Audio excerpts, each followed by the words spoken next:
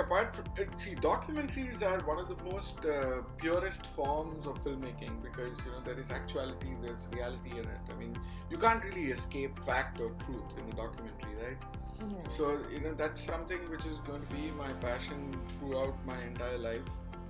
But for all intents and purposes, there's a section of that documentary which transcends to factual drama, factual fiction, and fiction as well, which I've been sort of dabbling with from time to time. Right. But whatever stories that one chooses to tell, we make sure that, or at least I make sure that these are real stories that you end up telling, even if it is in a fictional form. The habit of annotating facts and truth and content is never too far off. But even fiction and short form, for that matter, all the stories are somewhere based in life. So the important part to know and understand is that all the stories that were ever needed to be told have already been told. Mm-hmm. It's only your perspective as a filmmaker and perhaps the distribution, how you are going to actually revisit that storyline all over again for a new generation. So that's the way that I think I'm going to head past documentaries to factual fiction, factual drama, fiction, short form, brand, and then a whole lot of environment and sustainability related content. See, there are about 3 or 4 of them. And the first one is a 2.5 minute short that I did way back in 1990. I don't even remember when, which won the Wildscreen award. That's the Green Oscars in the UK. That was about a story of child labor in a part of India. And it just was factual documentation of the child's life and how he and she, both of them, were sort of trapped in that environment, unable to get out. So I think for all the stories that one tells, there is some semblance of the human aspect of life that sort of transcends through. So, when I was very young, that's the story that I chose to tell, and somehow the other part of that story always makes its way across to any of the films that I make. So that's I think the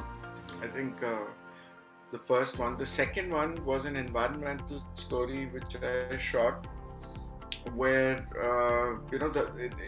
how they make calcium tablets, right? So calcium tablets are made from the bone of dead animals, and glue is made from their carcasses, right? So very close to New Delhi, which is the capital of India, there was this bone mill and glue factories, which were surrounding a set of villages. So when I got to know of it, I went and shot there, and I meant to only cover a story, but what happened is that the presence of my camera and an environmental journalist propelled the citizens of that particular village to go on strike and force the administration, force the bone mills and glue factories to shut down. Right. I had no part to play in it, but my story did. So the power of communication and the power of content is something that I've always been very, very, how should I say it, be wary about and be proud of. So, whenever I end up telling a story, it should have a specific purpose. So, that's the second film I would say, and is a no-brainer when it comes to films that I've made that have influenced everything that I do. Mm-hmm. The third one is a bit of a tie. It's between. So this is factual drama that I did for Nat Geo again. This was one of the episodes of Mega Icons, which was a factual drama about global icons, was on the Dalai Lama. Mm-hmm. And the second one was on India's former president, Dr. APJ Abdul Kalam. these two films sort of, and the film on His Holiness the Dalai Lama sort of gave me a little bit of a deep dive into human psychology, science, spirituality, love, affection, compassion, mindfulness, and so on and so forth. So there is so much of depth in that message from that one human being. Yeah. It was really, really amazing. So science and spirituality sort of go together, and that's something that I understood from the narrative that I made for him, on him. And the episode on Dr. Kalam, that was completely, I mean, it's hard for me to explain his life, because he led a life of he led an extremely simple life, and how that one man created India's space story. One of the pillars of India's space story is itself a story to be told time and again. So, and it all originated from when he was a boy, when he saw seagulls fly, and he asked his teacher, why do seagulls fly? So that boy eventually became one of the pillars of the space program. So human stories which are so unique, which have bases in the purity of imagination and the purity of life of a child, that's the other lesson that I learned. So everything that I sort of end up doing after that has been a consequence of these three narratives. I think I can't point at one person. But if you were to, I think there's really a whole lot of people who've taught me and mentored me for the last 27 years. So I can't pinpoint a person, but I can tell you that each of these individuals, whether it was my first director who I worked for, whether it was my first cinematographer who I worked with, or a cinematographer who I worked with. So all these individuals in my journey have sort of helped me hone my talent. Right. So there is not one person, but if you were to ask me what that thing is that has contributed to me as being a filmmaker, I think it would be books and imagination. And watching a whole lot of films, right, from global masters. I think that would be it. Yeah.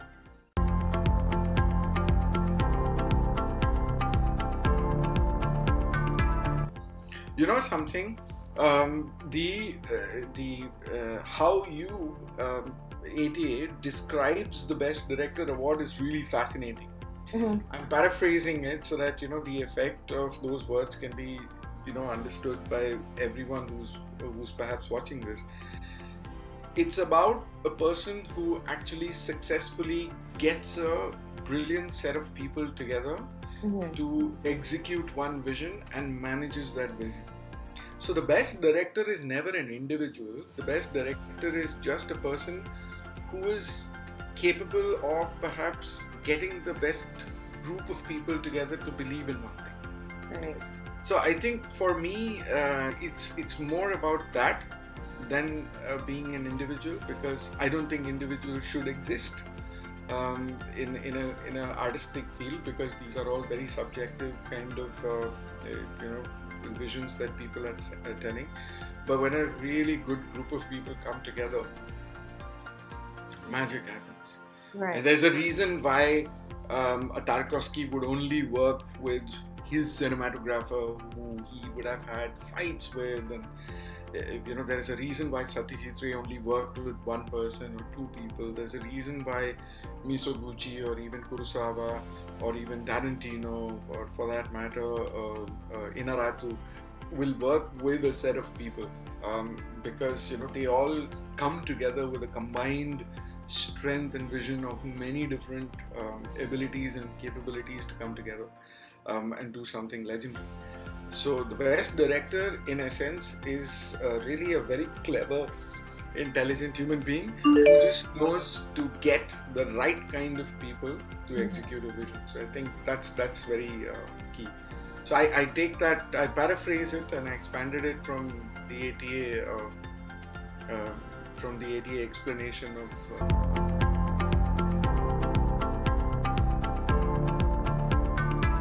Well, I don't know really, because I've never planned anything in my life, which actually is quite nice, because with that unpredictability also comes a lot of surprises in store, and that's something which is very nice, and I like it. There is there's a constant effort in doing or to do new things and not do the same things that you've done before. Right. So I get bored pretty fast, so I'm just going to move on to new different things from now. We are doing something really unique for a group of broadcasters, global broadcasters, which is going to be on air sometime I think in the month of August, September this year. Given the fact that I